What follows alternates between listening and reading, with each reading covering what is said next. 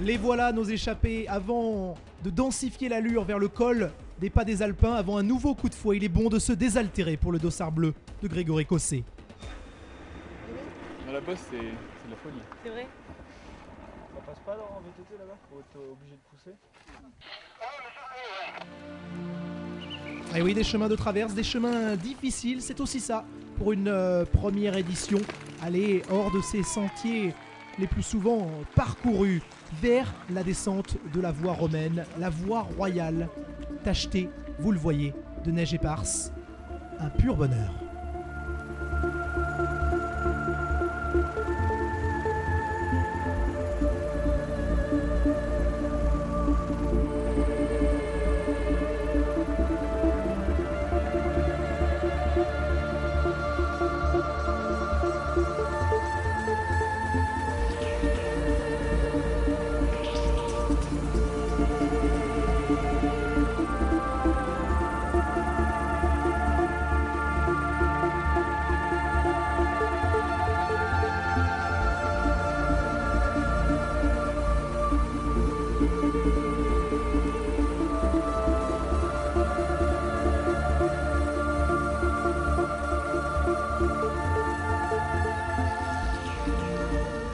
La fin de parcours nous emmène sur les contreforts de l'élan 16, mais les écarts se sont déjà bel et bien creusés. À Thiezac, Olivier Maignan compte seulement 30 secondes de retard sur Kohei Yamamoto. 4 km plus loin et plus haut, au hameau du Clou, l'écart s'était creusé, 2,40 de différence. Olivier Maignan, se plaignant de petites crampes, il va laisser filer Kohei vers la victoire. Il accusera finalement 8 minutes de retard sur Yamamoto. Seulement 9 VTTistes, seulement 9 coureurs vont terminer cette épreuve sous les 6 heures avec une moyenne de 16,5 km/h.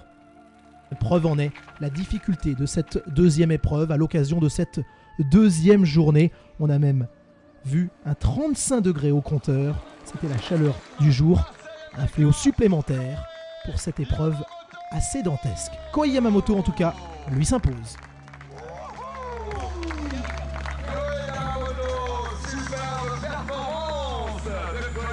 5h06, Olivier Maignan puis Aurélien Collet, Joris Bagnol, encore une place d'honneur, Grégory Lutz pour compléter ce quintet de tête. Il faudra aller chercher Kohei Yamamoto le plein de points, 600 points pour ces 80 km après les 400 du prologue.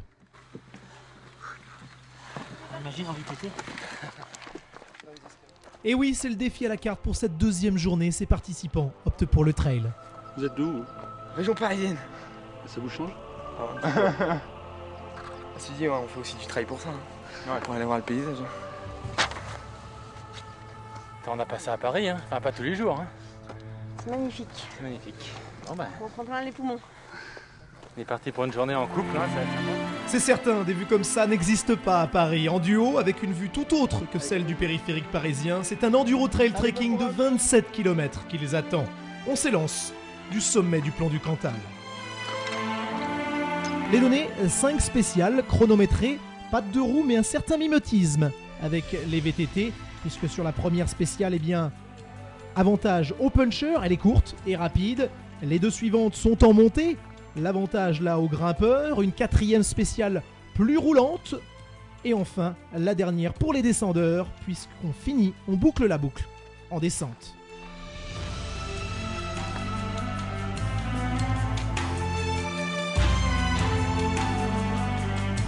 Si certains sont venus admirer le paysage, les trailers de l'élite, eux, ne font pas de tourisme sur les crêtes du plus grand volcan d'Europe. Pas le temps de traîner, on se fait biper lors des passages au spécial.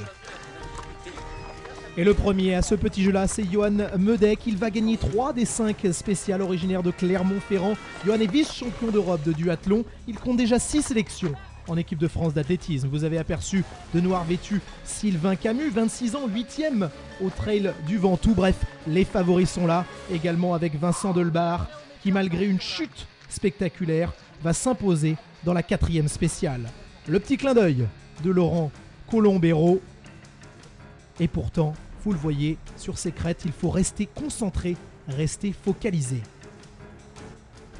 Un petit coup d'œil avec les leaders, on se place intelligemment dans la foulée de Sébastien Chéniaud. C'est lui, évidemment, le leader pour l'instant au niveau des Merrell Oxygen Series avec ses 186 mètres dans la course ascensionnelle hier à égalité avec Thomas Laure-Blanchet. Regardez ses prises de vue avec cette superbe arête. Les meilleurs filent bon train pour l'instant.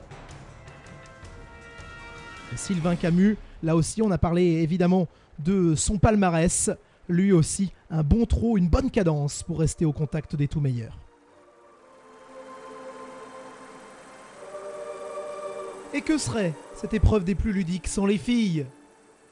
La plus rapide pour l'instant sur les pentes, Caroline Frélombette, elle fait partie des 4 ambassadeurs ayant pris part à cette épreuve.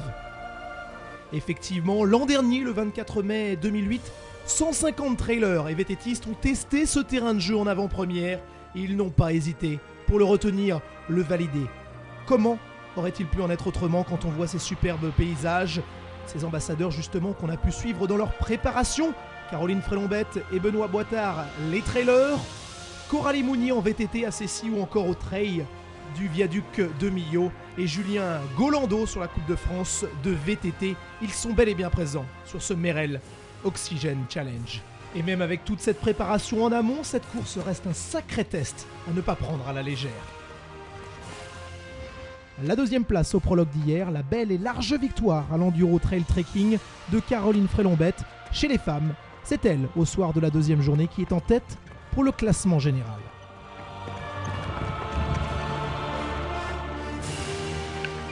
Chez les messieurs, place à la descente, au 4e et 5e spécial.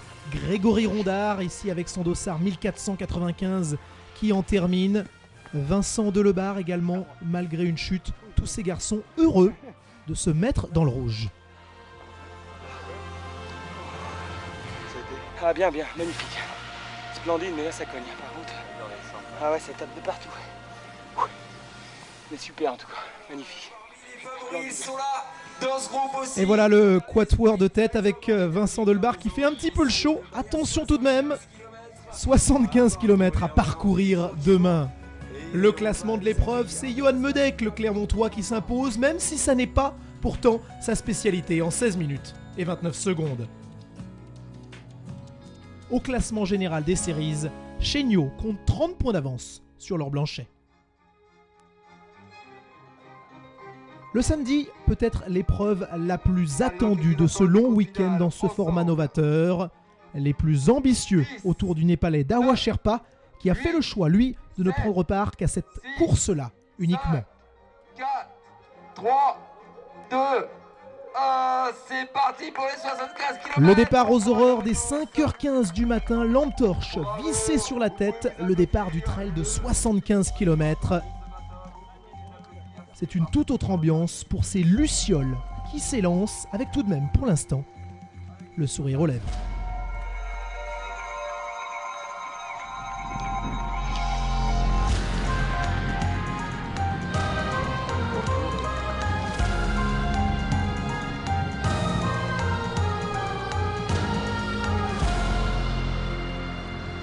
Deuxième.